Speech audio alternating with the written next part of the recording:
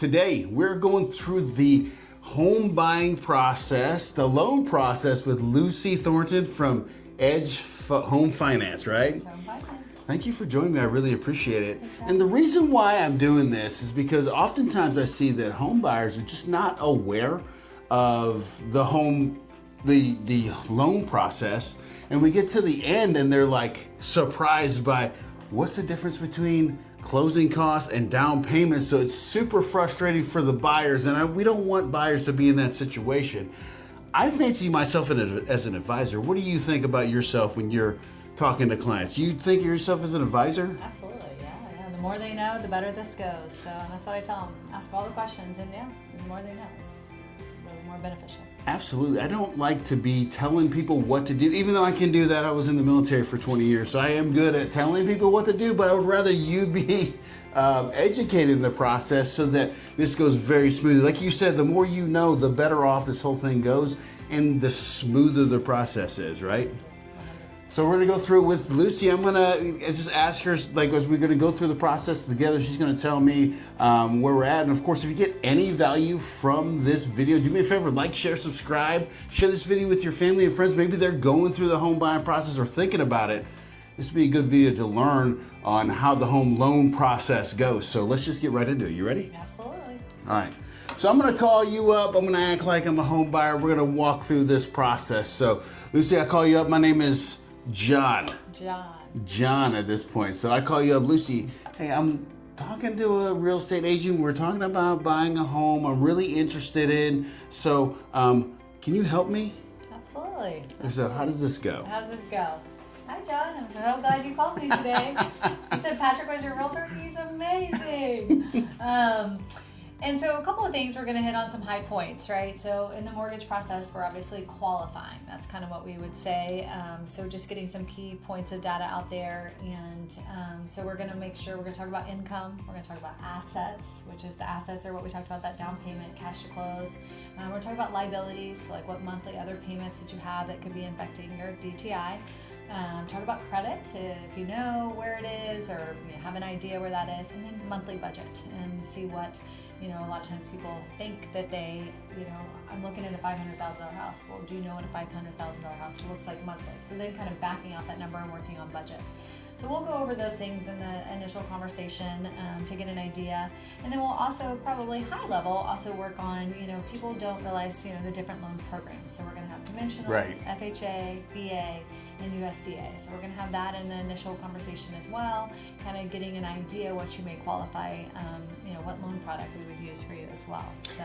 Does that include special programs that are out there? Because I hear a lot of special programs to help home buyers. That includes like, okay, you qualify for this, that, or the other. Do you guys deal with that kind of stuff too? Absolutely. I mean, it's probably not on the very initial call. The initial call, we're kind of like, okay, we're going to start with an application and start with, so a lot of times we have to see what we can see in writing to then again to see where your income is. So special programs, a lot of times special programs are going to have income restrictions and or credit restrictions. So you're going to have some things that in that initial conversation, but we may be starting to get an idea. You've told me you're a first-time home buyer. You've told me you're a veteran. You've given us some details along that we'll hone in on, and then again see if there's anything that you could qualify for. Any other special programs that you could qualify for. Well, it's funny you say that about people wanting to understand how much they afford. See, a lot of buyers will go into looking at homes and not understanding the cost monthly on that home. Yeah. I did an open house on a $530,000 home this weekend, and they're like, I want to stay around $2,500 a month. And I was like, this is not the house for you. You have $250,000 to put down? Exactly. Right. So, not to say don't go to open houses. I think it's a good way to kind of ease your way into the process. But understanding that point, and you can only really get that from a lender unless you use some calculator online. Maybe it'll kind of get you in the ballpark. But you really want to talk to a lender when you want to dig down deep enough to get that. So, okay, cool. So, from that point, if what do I need to give you? Do we fill out a application process? Is that what goes on? Yeah, so just depending on your best way of communicating, whether you want me to text it to you or email it to you, we'll get you an online application. So it takes someone probably 20-30 minutes of filling out basic data, date of birth, social security. We need 2 years of residence history. We need 2 years of income history. And so then not only do you need to tell us that information, you then have to upload docs. This is probably the most painful part. And so getting in there and uploading your bank statements and uploading your pay stubs. So again, what our job is, because some people want to call and just be like, hey, what can I get? Right. We have to see it, right? You know, so we have to have that documentation, have to have that supporting, because sometimes what you think maybe you make, and whether it's gross or whether it's net, same thing, you know, with liabilities, like what liabilities you forgot you had that Kohl's card or whatever it is, right? So, so we have to get all of that in writing to give you a true evaluation and know what you're going to qualify for and getting those numbers for you. So, Okay. yeah, so we would get you to upload and get all of that ready for us. All right, and so once you upload all the documents, right? Then you would give them a pre-qualification letter. Is that how it goes next? Yeah, well, I mean, next we'd get back on the phone together and really solidify and make sure we know what that budget looks like and realistically, you know. So and it's going to include. So when we give a number, okay, $2,000, that does include taxes and insurance too. Right. Sometimes, you know, what you're seeing online.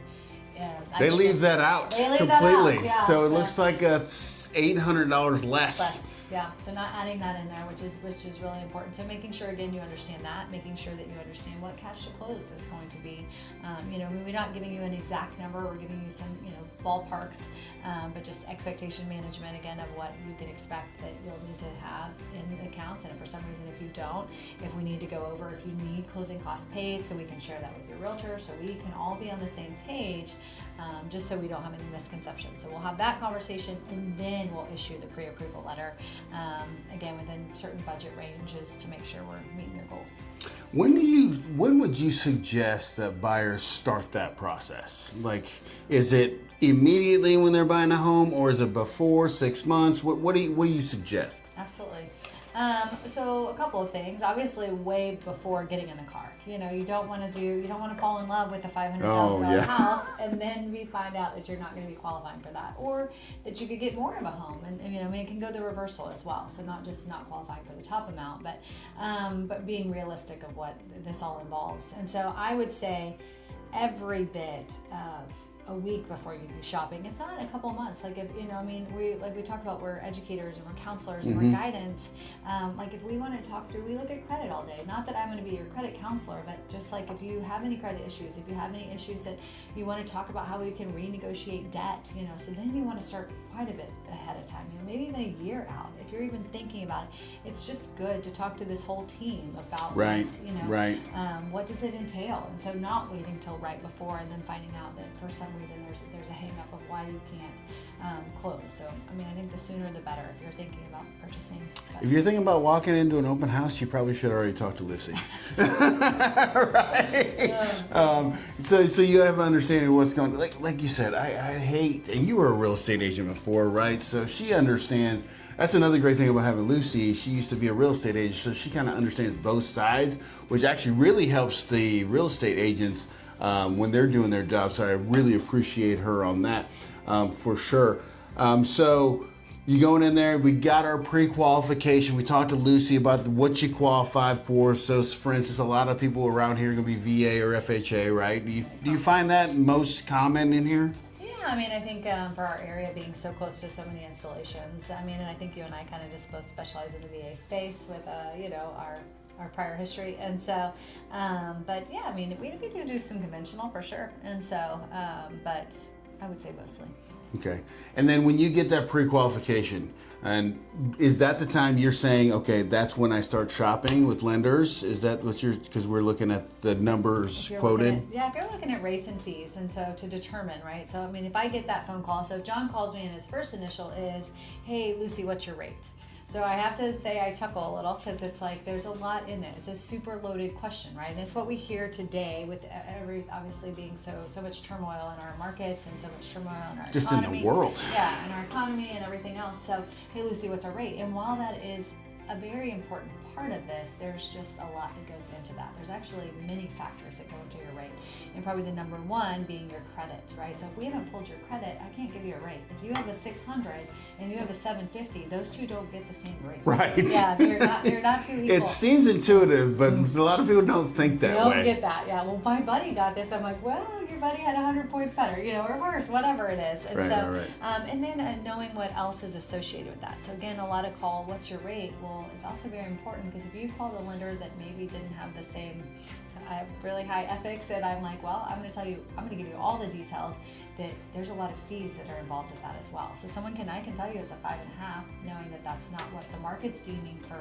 a zero rate. Zero meaning no discount points. Discount points are basically the cost of what money is. Right now, money is expensive and it's volatile.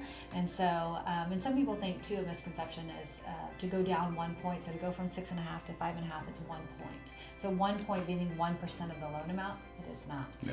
Money is so expensive right now. So again, if you're comparing lender to lender, having a lender that's educating you on what does it really truly mean to you as far as origination, underwriting, doc processing, and discount points, and what that rate looks like. So in your quote or your estimate, where would they find the associated fees for that interest rate? So depending on if they get a loan estimate. Now, as a broker, I don't issue a loan estimate. Too many details there, but a loan quote, again, they're going to be pretty lumped together at the very first part of being, again, doc processing, origination, underwriting, and then discount points should be towards the top. If they were given a loan estimate from another bank at the very initial stages, it'll be under Section A. I don't actually issue a loan estimate until they're under contract, and again, that's under Section A. That's the only fees that a lender has any control over. Gotcha. Okay, so Section A is very big when you're doing your loan estimate. Of course, Lucy's going to walk you through all that. So you walk them through line by line, don't you, of this estimate? 100, yeah, understanding it all, breaking down, so I just think no one should be bamboozled when you get to the closing table.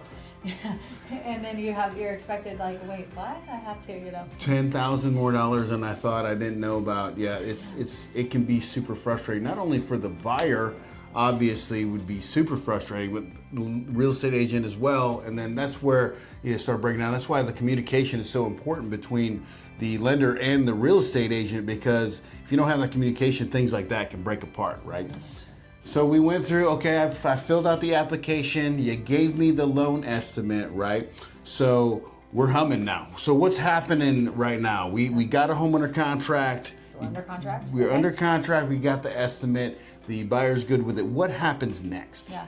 So I'm going to go back to the estimate. So what we would do is once you're under contract, we're going to get back in touch and say congratulations, yay, that's a really hard step, right? Finding a house. And so, and then we're going to register the loan with a lender. We're going to register the loan, and then that's when it's going to disclose the loan estimate. We're going to get back on the phone. We're going to make sure you have an idea what your payment's like. So there's a few factors. Again, I don't know exactly what your insurance is, and I don't know exactly what your taxes are going to be.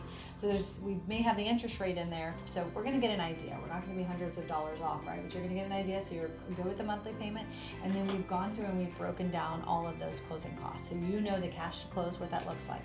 So then you sign those, then you go into initial underwriting. So initial underwriting can take, typically it's 48 plus hours. So I would say 2 to 4 days on average to get initial underwrite. So all of that stuff you turn into us at a pre-approval level.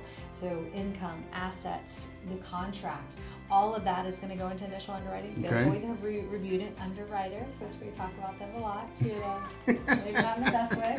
So, but the underwriter then is going to issue us a conditional approval. Okay. So then for my team specifically, then my person is called a processor that then takes over that file. So they come back out of underwriting, and you're going to have more stuff, which at that point too, I've counseled you like, it's not over till it's over. So right. At the closing table, we're going to ask for a million things. And the underwriter essentially is an investigator. They're there to go through and make sure all of those numbers connect, all of that data connects. Everything is what it said, right? Because they're the ones responsible for giving and writing off on this amount of money, this mortgage. Not Lucy. Not Lucy, yeah. So you're going through initial underwriting. At this time also you've been working with Patrick to schedule your inspection, getting that started, and agreeing and negotiating those repairs. So then I'm also in contact with you and Patrick saying, okay, can we order the appraisal? So that's happening during this time as well. And typically and this is just me, and there's probably a lot of real estate agents do the same thing. I don't like to order appraisal until we work through the amendment to address concerns, because just like home inspections don't get refunded, neither do appraisals, unless the bank is super cool. But it depends, right? But you don't get that money back. So we want to make sure we're taking care of all those repairs up front to make sure, okay, we negotiated the repairs, everything's cool. Now we order the appraisal, and that's going to give you the value of the home, right? Absolutely, yeah. So that's kind of going on during that time. You're coming out of underwriting with quite a few things, showing that your earnest money has cleared your check. That's one that we get all the time. Starting on ordering your insurance, getting that set up. We're working with your realtor to make sure they're getting your termite, if termite's required. When would termite be required? VA, FHA, and please order it right away. Yeah, so, sorry, there's my plea. So we're always waiting on it. It's something that, so all of what's happening during this process is typically 30 days. But what we're doing, our end goal is obviously to get clear to close. So we're just submitting all of this. We're also working on getting title on the back end as well. Let's see, attorneys working their title piece in the background. Yep. Okay, so they order their insurance, they talk to you about the loan estimate, they understand the cash to close, relatively close depending on taxes, what day we close, because that could affect how class close, right? Absolutely, yeah. So if you close at the end of the month, your closing costs are less than if you close at the beginning of the month. It's called initial interest. And so we won't go too much into that, but that can sway. So if for some reason you were closing on the 31st and you some reason pushed over to the 1st, your cash to close goes up significantly. Now your payment also skips down the road as well. But that is something that we so is that prepaid interest, and then also taxes will change because what you owe is different than what it did previously. Yeah, how much you have to put in. But we're really close to this last week, right? And hopefully there's no reason to be bumping the closing. You know what I'm saying? No whammies, but like everything else, everything is predicated on the closing date. So you got to make sure that when you're getting your estimates, understand that if the closing date moves, then stuff monetarily is going to move. All right, so we're in the final throes here. We're getting close to the end. We're about a week out. What is happening in the loan world at this point? I mean, hopefully we're buttoned up, as far as, calculating and getting all the documents in. We ideally want, clear to close, obviously, as soon as we can get that, because then everybody's breathing a sigh of relief. So, the last week we hope to, just like I said, be pretty buttoned up by that point. All right, so we are 3 days prior to getting a final CD, is that correct? So an ICD has to be issued, so initial closing disclosure has to be issued 3 business days prior to closing. And so there's certain data points along the way that we have to have in to issue the initial closing disclosure. It could or could not be. Likely, a lot of times it's not balanced. We actually want to get the ICD out as soon as possible. So it won't necessarily be 3 days prior to. We want to try to get it out. My team tries to get it out as soon as we've hit the data points required for it. But that is one thing that we obviously know that can be an issue and has affected closings before. And so, but that would be 3 business days prior to closing. And it'll have some numbers on it, whether it's balanced or not is something too that I have to describe all the time. Right. So now we are the day of closing, and congratulations, you went through all these hard steps. Actually, before we get to that, is there anything we're missing that we did not describe in this thing? Because we might have covered it all, but I'm just asking, is there anything we missed that people need to know? I think as professionals, we would just love, obviously just know expectation management is so huge. Know that it is a lot. There's not just that one initial doc giving, right? So that's, I think, now being in it, for longer, people are just know it's going to be intense for that, right. Not in a bad way, just people are going to ask a lot. So expectation management of okay, I need to be checking my emails frequently. I need to be checking my phone frequently. It's not I pick the house and I'll see you in 30 days. Right, yeah. right. Yeah, it's involved. It's involved. It's very involved. And so I think now that once I've been able to articulate that more also on my end, that there's going to be times that, we really need that document right away. And so just have that. I have been through times where people wanted to quit the process because of all the documentation. They're like, I just want to go with a different lender. I'm going to tell you right now, it doesn't matter the lender you go to, you're going to have to provide these documents. And if you want to buy a home, you got to kind of go through this pain. And I hate to call it painful because it can be a smooth, if you're watching this and you understand, like it's the same thing. As long as you understand the process, it's not frustrating. But when you don't understand, like, why they ask me for docs again? Why are we? What didn't we give them this already? Like, what is going on? The underwriters may be going. You know, they're trying to check off all these boxes to make sure that you pay back your loan. Ultimately, they're lending you all this money. You know what I'm saying? And so it doesn't come at zero cost. There's going to be costs associated not only with the payment but also your time. But I hope that you guys this was very helpful for you guys in understanding the process. And Lucy, thank you so much for describing the process for the viewers. And if they want to get a hold of you to talk about this stuff, what's your number? I am 580-284-7244. And she's amazing. And of course, if you want to get a hold of me and go look at houses after you talk to Lucy, because the number one thing to do first is to talk to the lender. And then me and you can go check out the fun part, I like to call it, is to go look at the houses. So I really appreciate you guys watching, and I'll talk to you guys soon.